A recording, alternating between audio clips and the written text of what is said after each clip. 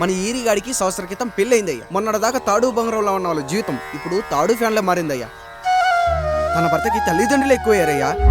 కట్టుకున్న భార్యకి చీర కొనడం కంటే అమ్మా నాన్నలకు మాత్రం మందులు కొనటమే తన సంతోషం. పొద్దున లేచిన దగ్గర నుంచి తల్లిదండ్రుల పనులు పెళ్ళ ముద్దు ముచ్చట తీర్చట్లేదని తల్లిదండ్రులను వృద్ధాశ్రమంలో చేరిస్తే తను తన భర్త సంతోషంగా ఉంటామని వీరిగాడి భార్య సావిత్రి రచ్చబండి ఫిర్యాదు చేసిందయ్యా. చూడమ్మా, ప్రతి స్త్రీ జీవితం 3 ఆకులతో ముడిపడి ఉంటుంది. పెళ్లిల్లో మావిడాకులు, శోభనం గదిలో తమలపాకులు, ఆ తర్వాత భర్తతో విడాకులు. మావిడాకులు గుమ్మానికి కట్టొచ్చు, తమలపాకులతో కిల్లీలు కట్టొచ్చు, కానీ విడాకులతో కాపురాలను కట్టలేమమ్మా, కట్టలేం. నన్నేం చేయమంటారు? నాకంటూ కోరికలుండవా? భర్తతో సరదాగా ఒక్కదాన్నే గొడవ పడాలని, ఆయన కష్టపడి అలిసొస్తే పక్కింటి వాళ్ల కబుర్లన్నీ చెప్పాలని, వచ్చిన జీతం మొత్తం చేతికిచ్చాక నేనే 10ో 12కో చేతిలో పెడితే ఆయన కళ్లల్లో ఆనందం చూడాలని నాకనిపించదా? ఎంతసేపు అమ్మా నాన్న అంటూ వాళ్ల కొంగు పట్టుకుని తిరగడమే తప్ప నా పైట పట్టుకుని తిరిగిందే లేదు. నాకు విడాకులొద్దు, నా భర్త నాకు కావాలి. ఎరా, నీ భార్య చెప్పింది విన్నావుగా, ఏమంటావు? అయ్యా, మీరు నా వైపు కూడా ఆలోచించండి అయ్యా. 9 నెలలు నా తల్లి కష్టపడి కనీ పెంచితే 20 ఏళ్ళు నా తండ్రి నన్ను పోషించాడు. నిన్నగాక మొన్న వచ్చింది. ఇది మమ్మల్ని విడదీయాలంటే ఎలాగయ్యా? నాకు నా పిల్లం కంటే నా తల్లిదండ్రులు ఎక్కువయ్యా. మరి పెళ్ళెందుకు చేసుకున్నావురా? అక్కుల్లో పనికెళ్తుంటే అక్కడ మెస్ భోజనం పడట్లేదయ్యా. ఇల్లామంటే పని మనిషి అనుకుంటున్నావారా? అసలేమనుకుంటున్నావురా? ఆడదంటే నీకంటే చిన్నదవుతే చెల్లవుతుంది, పెద్దదైతే అక్క అవుతుంది, పెళ్లి చేసుకుంటే భార్య అవుతుంది, ఆ తరువాత తల్లి అవుతుంది.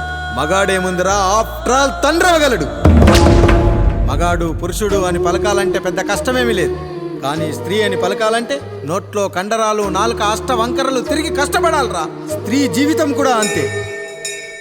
మన దేశంలో స్త్రీని గౌరవించడం తరతరాలుగా వస్తున్న సాంప్రదాయం. ఆ సాంప్రదాయం ఎంత గొప్పదంటే జంతువుల్ని కూడా పిల్లి పిల్ల, కుక్క పిల్ల, పంది పిల్ల అంటాం గాని కుక్క పిల్లోడు, పిల్లి పిల్లోడు, పంది పిల్లోడు అని అనమరా. అంత గొప్పదిరా మన సాంప్రదాయం. మీరు ఎన్నైనా చెప్పండి, దాన్ని ఏలుకోవటం నా వల్ల కాదయ్యా. కడుపులో బిడ్డ ఆడపిల్ల అని తెలిసి ఉంచాలా ఊడ్చాలా అని ఆలోచిస్తుంటే పుడతామో చస్తామో తెలియని పరిస్థితుల్లో ఎలాగోలా పుట్టేసి పెరిగేసి ఎదిగేస్తున్న టైంలో తను పుట్టింది తన కోసం కాదు, ఎక్కడో పుట్టిన ఏదో కోసం అన్న విషయం తెలిసాక అమ్మ నాన్న కలిసి 1 కిలో లడ్డూలు, 1 కిలో చెగోడీలు పెట్టి దున్నపోతు లాంటి ఓ పెళ్లి కొడుకుని తీసుకొచ్చి తల దించుకుని పెళ్లిలో కళ్ళు దించుకుని శోభన గదిలో పడుకుంటే గుండెల మీద తాలి బరువు, శరీరం మీద వాడి బరువు మోసి మోసి వాడు వేసిన విత్తనాన్ని 9 నెలలు మోసి మోసి ఓ పండంటు బిడ్డకు జన్మనిచ్చి ప్రతిరోజు కోడి కంటే ముందే నిద్రలేచి నుదిటిన బొట్టు పెట్టి, వాకిట్లో ముగ్గు పెట్టి, స్టవ్ మీద గిన్నె పెట్టి, అందులో పాలు మరగబెట్టి, కాఫీ పొడి టీ పొడి కలిపి పెట్టి, పిల్లల నోటికి తిండి పెట్టి, వాళ్ళను బడికి ఎల్లగొట్టి, నిన్ను ఆఫీస్కు తరిమి కొట్టి, ఒక చేత రిమోటు మరో చేత కత్తిపీట పట్టుకొని ఛానల్స్ మార్చి మార్చి కూరగాయలు తరిగి 11 గంటలకు మా ఊరి వంట, 12 గంటలకు స్టార్ మహిళ చూస్తూ, వీటి మధ్యలో వంట చేస్తూ కూరెక్కడ మాడిపోతుందో అన్న టెన్షన్ లో బ్రేక్ మధ్యలో అత్తగారికి అన్నం పెట్టి, బుద్ధమందారం, ఆడదే ఆధారం, మనసు మమత, గోకులంలో సీత, స్వాతి చినుకులు అంటూ పగలు రాత్రి తేడా లేకుండా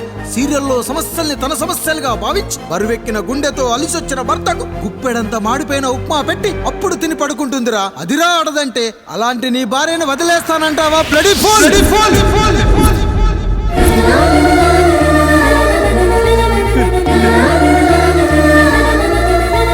ఒక గుక్కలో ఆడదాని గురించి చెప్పాలంటే నాకు 3 నిమిషాలు పట్టిందిరా. 3 ముళ్ళేసిన నీకు ఆడదాని గురించి తెలియాలంటే ఎన్ని జన్మలెత్తాలరా. అయ్యా అయ్యా, నా తప్పు నేను తెలుసుకున్నానయ్యా. నా తల్లిదండ్రులు నేను వదిలేస్తానయ్యా. నా పిల్లల్ని నాకు ఇప్పించున్నాయ్యా. నువ్వు తప్పు మీద తప్పు చేస్తున్నావు. నీ భార్యను తిరిగి ఏలుకోవడానికి నీకు హక్కు లేదు. ఈ రాయుడు తీర్పిస్తున్నాడు. ఈ ఈరిగాడు మాత్రం తమ తల్లిదండ్రులతో ఉండాలి, కానీ ఈవిడకు మాత్రం భర్త కావాలి. ఈమెకు అభ్యంతరం లేకపోతే నేను పెళ్లి చేసుకుంటాను.